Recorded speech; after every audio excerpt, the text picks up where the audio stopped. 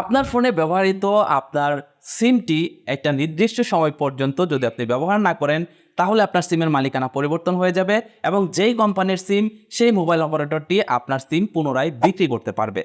এইটার আগে একটা নির্দিষ্ট সময়সীমা ছিল এবং নতুন করে বিটিআরসি কিন্তু আরেকটি সময়সীমা বেঁধে দিয়েছে। এই সময় পর্যন্ত যদি আপনার সিমটি অব্যবহৃত থাকে তাহলে আপনার সিম রিসাইকেল লিস্টে চলে যাবে। আজকের ভিডিওতে এই বিষয়ে A to Z জানানোর চেষ্টা করব। মূল ভিডিওতে যাওয়ার আগে একটা রিকোয়েস্ট করব, ভিডিওটিতে লাইক দিয়ে ভিডিওর পরবর্তী অংশটুকু কন্টিনিউ করবেন।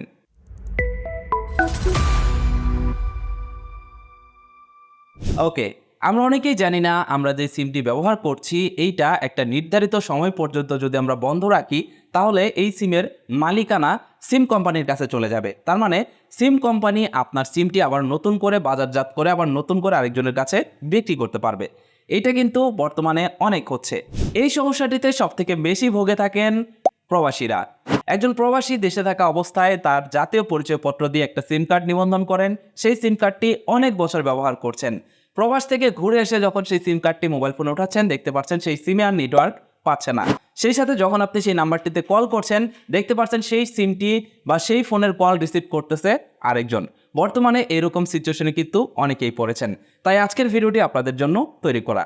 বিটিআরসির নতুন নিয়ম অনুযায়ী একটা সিম কার্ড যদি 15 মাস তার মানে 450 দিন যদি একটা সিম কার্ড ব্যবহার করা না হয়, সেই সিম কার্ডটি যদি কোনো ফোনে অ্যাক্টিভ করা না হয়, সেই সিম কার্ডটিতে যদি রিচার্জ করা না হয় তাহলে কিন্তু সেই সিম কার্ডটির মালিকানা মোবাইল ফোন কোম্পানির কাছে চলে যাবে। তার মানে যেই মোবাইল অপারেটরের সিম সেই মোবাইল অপারেটর আপনার নাম্বারটি পুনরায় বাজারজাত করতে পারবে এবং সেটাকে বিক্রি করতে পারবে। বিটিআরসির নিয়ম অনুযায়ী কোনো সিম যদি 450 দিন বা 15 মাস পর্যন্ত টোটালি বন্ধ থাকে এবং সেই সিমটি যদি মোবাইল ফোনে অ্যাক্টিভ করা না হয় তাহলে 450 দিন পরে সেই সিমের মালিকানা ধরে রাখার জন্য আরও 30 দিন সময় দেওয়া হয় গ্রাহককে। এবং এই সময়টার ভিতরে যদি গ্রাহক তার সিম অ্যাক্টিভ করে তাহলেও সে তার মালিকানা ধরে রাখতে পারবে, সেই সাথে সেই সিমটি সে ব্যবহার করতে পারবে। কিন্তু 480 দিন পরে আর একদিনও সময় নেবে না সিম কোম্পানি। 480 দিন পর অটোমেটিক্যালি সেই নাম্বারটি রিসাইকেল লিস্টে চলে যাবে।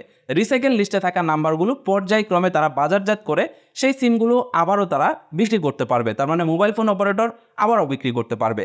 আপনার যদি গ্রামীণ সিম থাকে, বাংলালিংক সিম থাকে বা টেলিটক সিম থাকে, সেম একই নিয়ম। আপনি যদি 450 দিন পর্যন্ত আপনার সিমটি ব্যবহার না করেন তাহলে কিন্তু এই সমস্যাটিতে পড়তে হবে। বর্তমানে সিম কোম্পানিগুলো মোবাইল রিচার্জের ব্যালেন্সের মেয়াদের সাথে সাথে সিমের মেয়াদের জন্য কিছু প্যাকেজ এনেছে। আপনাদের ভিতরে যারা প্রবাসে যাবেন বা যাদের সিম অনেক দিন পর্যন্ত বন্ধ থাকার একটা সম্ভাবনা রয়েছে তারা চাইলে সিম কোম্পানির বিশেষ কিছু প্যাকেজ রয়েছে, যে প্যাকেজগুলো ক্রয় করলে বা যে প্যাকেজগুলো অ্যাক্টিভ করলে আপনার সিমের মেয়াদ 2 বছর 5 বছর এরকম মেয়াদে বেড়ে যাবে। যদি আপনি এরকম একটা প্যাকেজ দিয়ে নেন তাহলে কিন্তু আর এই সমস্যাটিতে পড়তে হবে না। কিন্তু যদি আপনি কোনো প্যাকেজ না নেন তাহলে 480 দিন পরে আপনার সিমটি রিসাইকেল লিস্টে চলে যাবে। মূলত এই বিষয়টা আমরা অনেকেই জানি না, যার কারণে অনেক পুরাতন নাম্বারগুলো আমাদের কাছ থেকে চলে যাচ্ছে, সেই নাম্বারের মালিকানা, সেই সাথে সিম কোম্পানিগুলো সেই সিম অন্য আরেকজনের কাছে বিক্রি করে দিচ্ছে। এটাই ছিল মূলত আজকের ভিডিও। আশা করছি এই ভিডিওটি আপনাদের কাছে ভালো লেগেছে।